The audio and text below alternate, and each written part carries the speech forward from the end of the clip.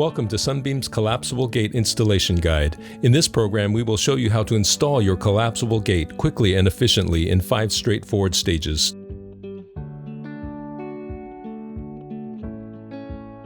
Step 1. Establish a subsurface foundation for the gate. Step 2. Set up the support beams used to hold up the rails. Step 3. Pour cement and let it dry. Step 4. Lower the collapsible gate onto the rails and connect the wiring. Step 5. Compliance testing. Let's first get the preparation work out of the way. For the installation, you will need at least 2 people to install the gate. These are the tools that are used in most cases. You may need to add or remove from the list depending on your circumstances.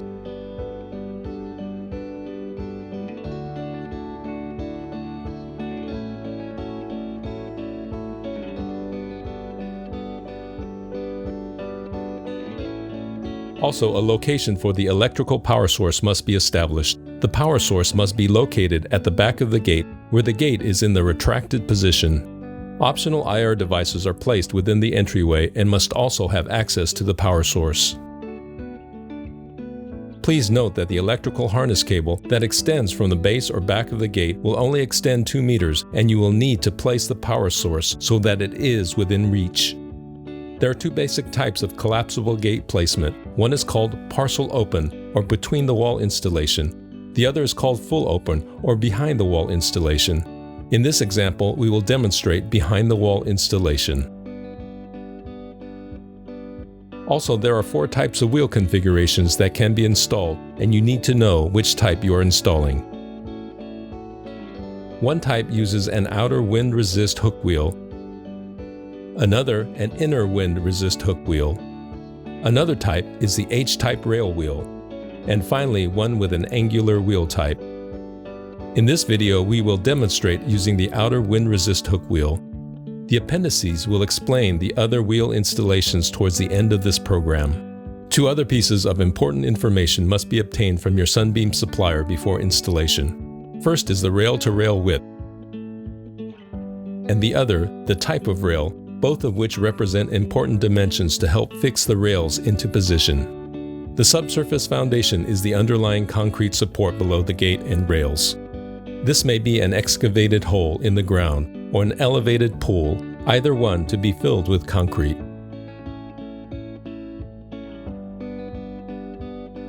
Before we excavate the subsurface foundation, we need to determine the depth of the foundation at either 300 mm for standard vehicle traffic or 500 mm for heavy vehicle traffic.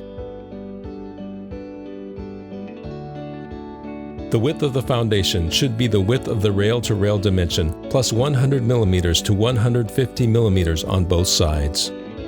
The length of the foundation should cover the length of the rail. And finally, you must leave a 100 to 150 mm buffer between the foundation surface plane and the underlying rebar structure that will reinforce the concrete.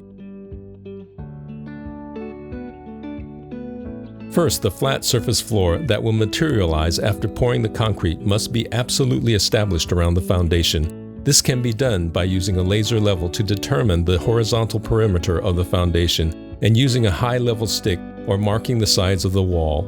This will establish the high water mark for the concrete pour and will help us later when we install the gate rails. At this point, you must make sure that there is a drainage pipe at the far end, opposite the side of the power box. This drain should be able to drain off water that accumulates between the rails.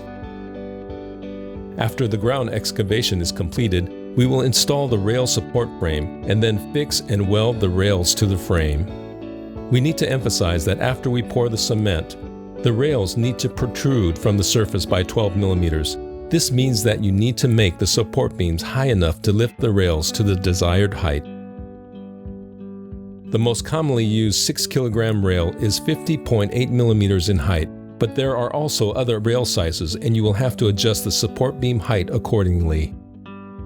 Please note that the rail should not be in any way welded to the foundation reinforcement rebars, because the rail level could be affected as workers are walking on the reinforcement rebars before pouring concrete. To install the support frame, drill holes 1 meter apart along the path of the 2 rails. The width of the rails is determined by the rail-to-rail width we mentioned in the preparation section. Then insert the vertical rebars into the holes for both rails. These holes do not have to align precisely with the actual rail placement, as they are support rebars only. Next, you must weld the horizontal support rebars onto the vertical rebars. As we mentioned, it is very important to place all of the horizontal bars at the right height so that the rails will protrude 12 millimeters from the surface of the concrete. You need to use levels to make sure that these heights match the flat foundation surface we established earlier. You'll need to trim the excess rebar, leaving you with a flat top support frame. We will then weld the rails onto the support rebars. When you are installing the gate behind the wall, there should be a 30 to 60 millimeter buffer space between the inside wall and the rail. Also, do not place the head of the rail flush against the wall. You must leave adequate room for the drainage gutters from the rails to the drainage pipe. First, use string attaching it from one end to the other to lay out the exact placement of the rail, measuring off 30 to 60 millimeters from the wall.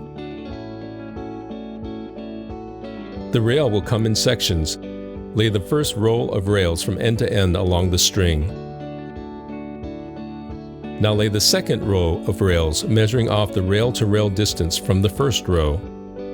Note that the rail-to-rail distance is the measure from the center points of both rails. So if you measure rail-to-rail width from the side of the first rail, it should place you at the right distance from the first row.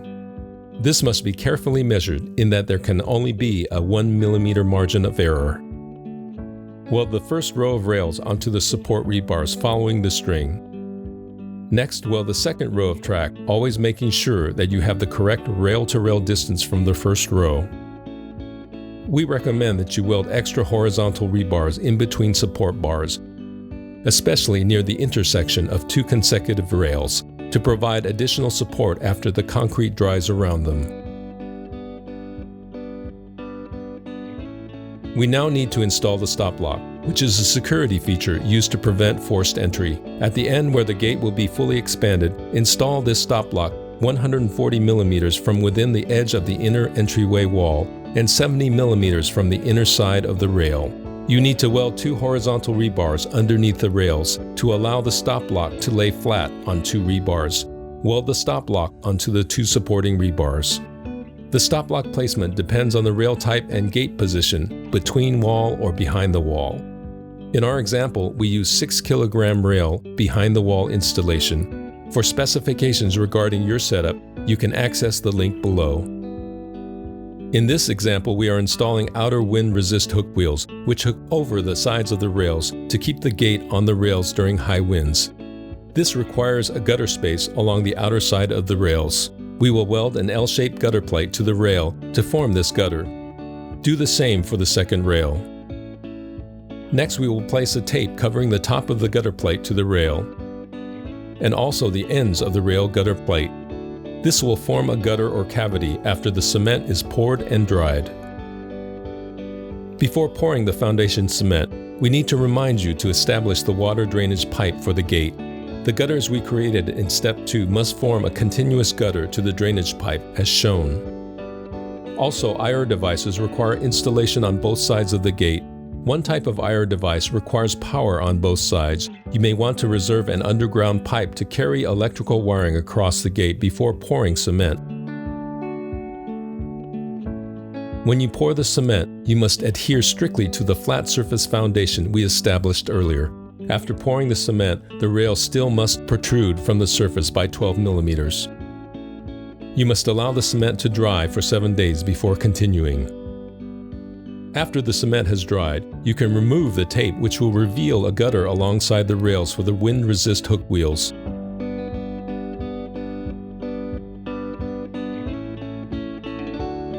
Thoroughly clean the leftover debris from the gutter. By this time, the Sunbeam collapsible gate should be on site. Use a lift or crane to lift the gate into position. With this type of gate, there are cylinder wheels directly underneath the main tubes. Simply align the ends of the main tubes onto the rails and gently lower the gate. Next, we need to apply the wind resist hook wheels by attaching them onto the main tubes one by one, using 3 screws.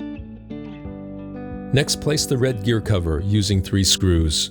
There's a 4th corner screw, but it cannot be used because of placement conflict with one of the outer wind resist hook wheels.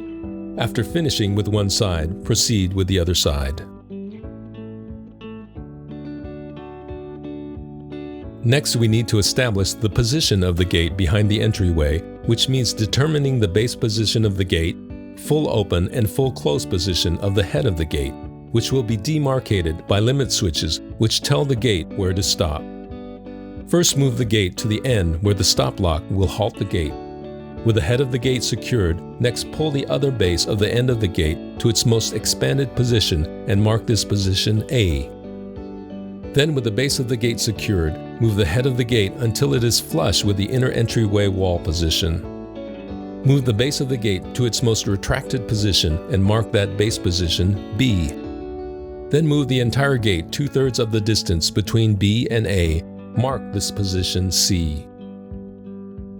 Secure the base of the gate and move the head of the gate 1/2 way between the current position and the edge of the inner entryway.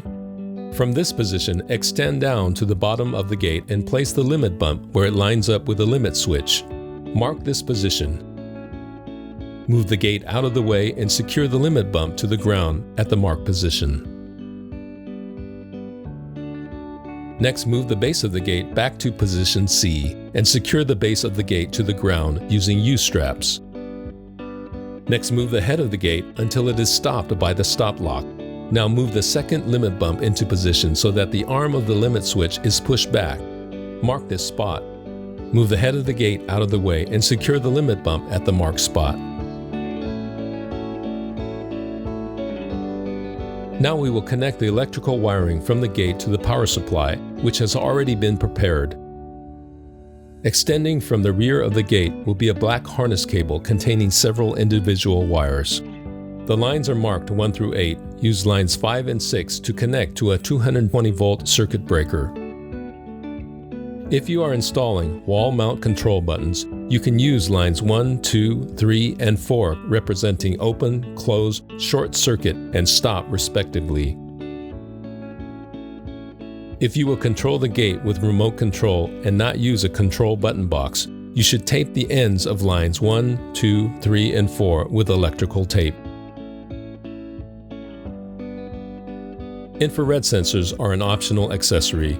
A receiver and transmitter are placed on both sides of the entryway and can sense when an object or person trips the light. When this happens, the receiver will tell the gate to immediately stop. The transmitter and receiver will require power and needs to be wired to a 100 to 250 volt power supply. Please see instructions that come with the IR device to identify those wires that receive power. Aside from power wires, there are 2 signal wires from the IR receiver. If you have a control button box, you can intercept the stop wire, or line 4, splicing the IR signal wires onto the line 4 wire.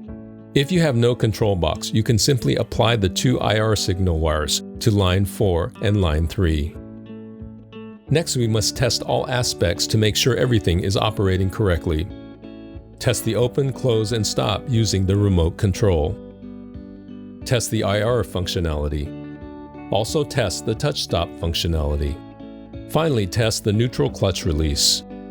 We should remind you to keep the gutter and surrounding area around the rails free from rocks and other debris, which may inhibit the movement of the collapsible gate.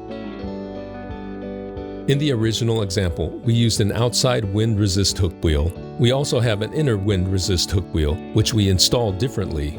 For this hook wheel, the gutter must be on the insides of the rails, which means before you pour the concrete, you must weld the L-shaped gutter plates on the insides of the rails on both sides. Place the tape and pour the concrete as before.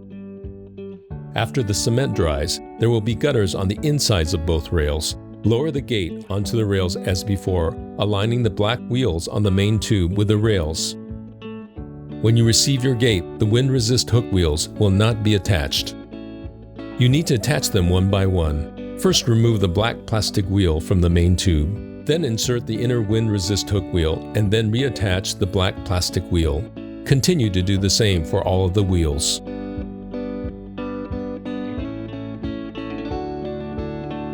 The third type of wheel is called the angle wheel. which is installed with an angle rail.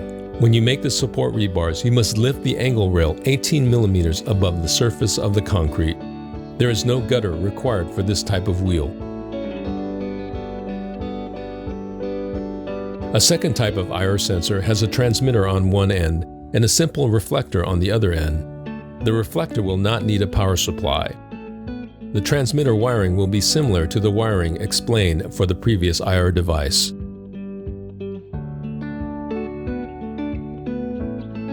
In our previous example, we installed a behind-wall entry gate.